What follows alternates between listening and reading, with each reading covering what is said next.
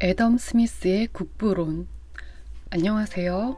오늘 소개할 책은 애덤 스미스의 불후의 명작 국부론입니다. 18세기 경제학자인 애덤 스미스가 국가는 어떻게 부를 축적하는가 라는 근본적인 질문에 대한 해답을 구하며 완성한 이 저작은 자본주의 경제체제를 체계적으로 분석한 고전 경제학의 대표작입니다. 국부론이 제시하는 경제사상의 핵심을 함께 살펴보겠습니다. 서론과 책의 구성. 스미스는 국부론을 이렇게 시작합니다. 모든 나라의 연간 노동은 그 나라 국민들이 해마다 소비하는 모든 필수품과 편의품을 공급하는 원천이다. 이러한 재화들은 항상 그 노동의 직접적인 생산물이거나 다른 나라에서 수입하거나 교환을 통해 얻은 생산물로 구성된다. 따라서 생산물의 양이 그것을 소비해야 할 인구에 비해 얼마나 많은지 적은지에 따라 그 국가는 필요한 모든 필수품과 편의품을 풍족하게 또는 부족하게 공급받게 됩니다. 이 비율은 모든 국가에서 두 가지 요소에 의해 결정됩니다. 첫째는 노동이 수행되는 과정에서 발휘되는 기술과 숙련도 그리고 판단력이고, 둘째는 유용한 노동에 종사하는 사람들과 그렇지 않은 사람들 간의 비율입니다. 특정 국가의 토지나 기후, 영토의 크기와 관계없이 그의 공급의 풍족함이나 부족함은 바로 이 두 요소에 의해 좌우됩니다. 흥미롭게도 공급의 충족 여부는 두 번째 요소보다 첫 번째 요소에 더 크게 의존하는 것으로 보입니다. 수렵과 어업에만 의존하는 원시 사회에서는 일할 수 있는 사람은 어느 정도 유용한 노동에 참여합니다. 그들은 너무 늙거나 어리거나 병든 가족과 부족을 위해 생필품과 편의품을 마련하기 위해 애씁니다. 그러나 이러한 민족들은 극심한 빈곤에 시달려서 단순히 생필품이 부족하다는 이유로 때로는 유아나 노인, 환자를 죽이거나 버려 굶주림이나 야생동물의 먹이가 되도록 방치하기도 했습니다. 반면 문명화되고 번영하는 국가에서는 상당수의 사람들이 전혀 노동하지 않으면서도 실제 노동자들보다 10배, 심지어 100배나 많은 노동의 산물을 소비합니다. 그럼에도 불구하고 사회 전체의 노동 생산성이 워낙 높기 때문에 모든 구성원이 대체로 넉넉한 공급을 받으며 가장 낮은 계층의 노동자라 할지라도 근면하고 검소하다면 원시인보다 훨씬 많은 필수품과 편의품을 누릴 수 있었습니다. 제1권 노동 생산성의 향상과 분배. 노동의 생산력은 어떻게 향상되며 그 결과물이 사회의 다양한 계급과 지위의 사람들 사이에서 어떻게 자연스럽게 분배되는가? 이것이 국부론 제1권의 핵심 주제입니다. 제2권 자본의 본질과 축적. 어떤 국가에서든 노동에 적용되는 기술, 숙련도, 판단력의 실제 수준이 어떠하든 그의 공급의 풍족함이나 부족함은 그 수준이 지속되는 동안 유용한 노동에 종사하는 사람들과 그렇지 않은 사람들 간의 비율에 따라 좌우됩니다. 따라서 제2권에서는 자본의 본질과 축적 과정, 그리고 자본이 사용되는 방식에 따라 가동되는 노동량의 차이를 다룹니다. 제3권 각국 정책의 역사적 배경. 노동에서의 기술, 숙련도, 판단력과 관련해서는 어느 정도 발전한 국가들이 그 일반적 수행과 방향에서 매우 다른 정책을 따랐으며 이러한 정책들이 모두 생산물 증대에 똑같이 유리했던 것은 아닙니다. 어떤 국가는 농촌과 농촌 산업을 특별히 장려했고 다른 국가는 도시의 제조업을 더 많이 지원했습니다. 모든 종류의 산업을 공평하게 대우한 국가는 거의 없었습니다. 로마 제국 몰락 이후 유럽의 정책은 농업보다는 수공업, 제조업, 그리고 도시의 상업에 더 많은 혜택을 주었습니다. 이러한 정책 도입과 확립의 배경이 제3권의 주제입니다. 제4권 정치-경제학 이론들의 검토. 이러한 다양한 정책들은 처음에는 사회 전체의 복지에 대한 고려 없이 특정 계층의 사적 이익과 편견에 의해 도입되었을지도 모릅니다. 그러나 이들은 서로 다른 정치 경제학 이론을 낳았으며 그중 일부는 도시산업의 중요성을, 다른 일부는 농촌산업의 중요성을 특별히 강조했습니다. 이런 이론들은 학자들의 견해뿐 아니라 군주와 주권 국가의 공적 정책에도 상당한 영향을 미쳤습니다. 제4권에서는 이러한 여러 이론들과 그것들이 각 시대와 국가에서 낳은 주요한 결과들을 가능한 한 완전하고 명확하게 설명하고자 했습니다. 제5권 국가의 수입과 지출. 처음 4권의 목적은 국민 다수의 수입이 무엇으로 구성되었는지 또는 다른 시대와 국가에 따라 그들의 연간 소비를 공급했던 그 기금의 본질이 무엇이었는지를 설명하는 것이었습니다. 5번째이자 마지막 권은 주권자 또는 국가의 수입을 다룹니다. 여기서 스미스는 다음을 밝히고자 했습니다. 첫째, 주권자 또는 국가에 필요한 비용이 무엇인지, 이 비용들 중 국가 전체가 공동으로 부담해야 하는 부분과 사회의 특정 부분이나 일부 구성원들이 부담해야 하는 부분이 각각 무엇인지를 규명합니다. 둘째, 국가의 전 구성원이 공동 비용 충당에 기여할 수 있는 다양한 방법들과 그러한 방법들의 장단점을 분석합니다. 마지막 3번째, 거의 모든 현대 국가가 수입의 일부를 담보로 하거나 부채를 지게 되는 이유와 원인, 그리고 그러한 부채가 사회의 토지와 노동 생산물에 미친 영향을 설명합니다. 국부론은 단순히 경제 이론서가 아니라 인간 사회의 번영과 발전에 대한 깊이 있는 통찰을 제공하는 불멸의 고전입니다. 오늘날에도 여전히 유효한 스미스의 경제 사상을 통해 우리는 시장 경제의 작동 원리와 국가 발전의 조건들을 이해할 수 있습니다.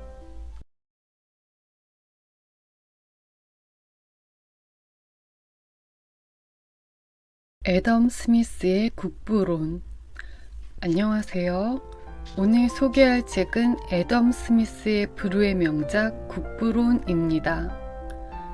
18세기 경제학자인 애덤 스미스가 국가는 어떻게 부를 축적하는가 라는 근본적인 질문에 대한 해답을 구하며 완성한 이 저작은 자본주의 경제체제를 체계적으로 분석한 고전 경제학의 대표작입니다. 국부론이 제시하는 경제사상의 핵심을 함께 살펴보겠습니다. 서론과 책의 구성. 스미스는 국부론을 이렇게 시작합니다. 모든 나라의 연간 노동은 그 나라 국민들이 해마다 소비하는 모든 필수품과 편의품을 공급하는 원천이다. 이러한 재화들은 항상 그 노동의 직접적인 생산물이거나 다른 나라에서 수입하거나 교환을 통해 얻은 생산물로 구성된다. 따라서 생산물의 양이 그것을 소비해야 할 인구에 비해 얼마나 많은지 적은지에 따라 그 국가는 필요한 모든 필수품과 편의품을 풍족하게 또는 부족하게 공급받게 됩니다. 이 비율은 모든 국가에서 2가지 요소에 의해 결정됩니다. 첫째는 노동이 수행되는 과정에서 발휘되는 기술과 숙련도 그리고 판단력이고, 둘째는 유용한 노동에 종사하는 사람들과 그렇지 않은 사람들 간의 비율입니다. 특정 국가의 토지나 기후, 영토의 크기와 관계없이 그의 공급의 풍족함이나 부족함은 바로 이 2 요소에 의해 좌우됩니다. 흥미롭게도 공급의 충족 여부는 2번째 요소보다 첫 번째 요소에 더 크게 의존하는 것으로 보입니다. 수렵과 어업에만 의존하는 원시 사회에서는 일할 수 있는 사람은 어느 정도 유용한 노동에 참여합니다. 그들은 너무 늙거나 어리거나 병든 가족과 부족을 위해 생필품과 편의품을 마련하기 위해 애씁니다. 그러나 이러한 민족들은 극심한 빈곤에 시달려서 단순히 생필품이 부족하다는 이유로 때로는 유아나 노인, 환자를 죽이거나 버려 굶주림이나 야생동물의 먹이가 되도록 방치하기도 했습니다.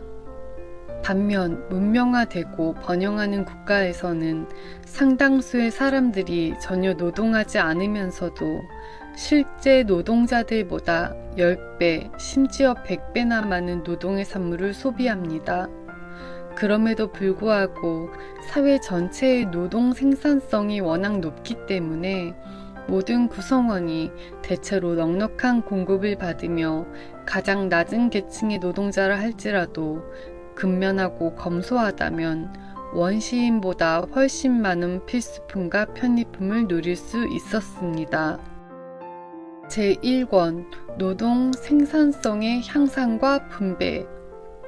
노동의 생산력은 어떻게 향상되며 그 결과물이 사회의 다양한 계급과 지위의 사람들 사이에서 어떻게 자연스럽게 분배되는가? 이것이 국부론 제1권의 핵심 주제입니다. 제2권 자본의 본질과 축적. 어떤 국가에서든 노동에 적용되는 기술, 숙련도, 판단력의 실제 수준이 어떠하든 그의 공급의 풍족함이나 부족함은 그 수준이 지속되는 동안 유용한 노동에 종사하는 사람들과 그렇지 않은 사람들 간의 비율에 따라 좌우됩니다. 따라서 제2권에서는 자본의 본질과 축적 과정, 그리고 자본이 사용되는 방식에 따라 가동되는 노동량의 차이를 다룹니다. 제3권 각국 정책의 역사적 배경. 노동에서의 기술, 숙련도, 판단력과 관련해서는 어느 정도 발전한 국가들이 그 일반적 수행과 방향에서 매우 다른 정책을 따랐으며 이러한 정책들이 모두 생산물 증대에 똑같이 유리했던 것은 아닙니다. 어떤 국가는 농촌과 농촌 산업을 특별히 장려했고 다른 국가는 도시의 제조업을 더 많이 지원했습니다. 모든 종류의 산업을 공평하게 대우한 국가는 거의 없었습니다. 로마 제국 몰락 이후 유럽의 정책은 농업보다는 수공업, 제조업, 그리고 도시의 상업에 더 많은 혜택을 주었습니다. 이러한 정책 도입과 확립의 배경이 제3권의 주제입니다. 제4권 정치-경제학 이론들의 검토. 이러한 다양한 정책들은 처음에는 사회 전체의 복지에 대한 고려 없이 특정 계층의 사적 이익과 편견에 의해 도입되었을지도 모릅니다. 그러나 이들은 서로 다른 정치-경제학 이론을 낳았으며 그중 일부는 도시산업의 중요성을, 다른 일부는 농촌산업의 중요성을 특별히 강조했습니다. 이런 이론들은 학자들의 견해뿐 아니라 군주와 주권 국가의 공적 정책에도 상당한 영향을 미쳤습니다. 제4권에서는 이러한 여러 이론들과 그것들이 각 시대와 국가에서 낳은 주요한 결과들을 가능한 한 완전하고 명확하게 설명하고자 했습니다. 제5권 국가의 수입과 지출. 처음 4권의 목적은 국민 다수의 수입이 무엇으로 구성되었는지 또는 다른 시대와 국가에 따라 그들의 연간 소비를 공급했던 그 기금의 본질이 무엇이었는지를 설명하는 것이었습니다. 5번째이자 마지막 권은 주권자 또는 국가의 수입을 다룹니다. 여기서 스미스는 다음을 밝히고자 했습니다.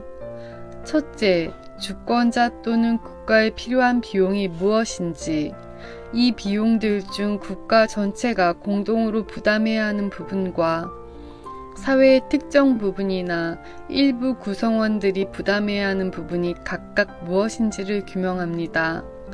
둘째, 국가의 전 구성원이 공동 비용 충당에 기여할 수 있는 다양한 방법들과 그러한 방법들의 장단점을 분석합니다. 마지막 3번째, 거의 모든 현대 국가가 수입의 일부를 담보로 하거나 부채를 지게 되는 이유와 원인, 그리고 그러한 부채가 사회의 토지와 노동 생산물에 미친 영향을 설명합니다. 국부론은 단순히 경제 이론서가 아니라 인간 사회의 번영과 발전에 대한 깊이 있는 통찰을 제공하는 불멸의 고전입니다. 오늘날에도 여전히 유효한 스미스의 경제 사상을 통해 우리는 시장 경제의 작동 원리와 국가 발전의 조건들을 이해할 수 있습니다.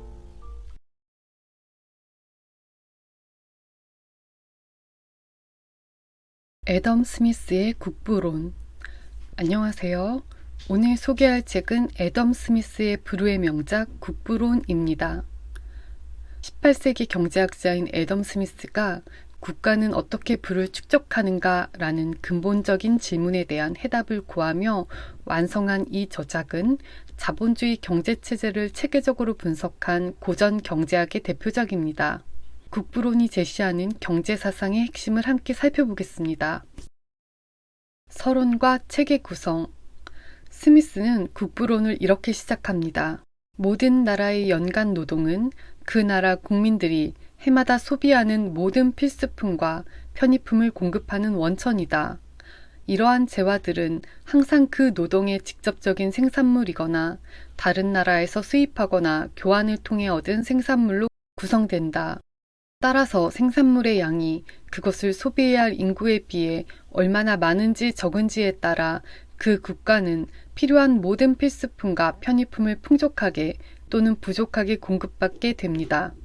이 비율은 모든 국가에서 두 가지 요소에 의해 결정됩니다. 첫째는 노동이 수행되는 과정에서 발휘되는 기술과 숙련도 그리고 판단력이고, 둘째는 유용한 노동에 종사하는 사람들과 그렇지 않은 사람들 간의 비율입니다.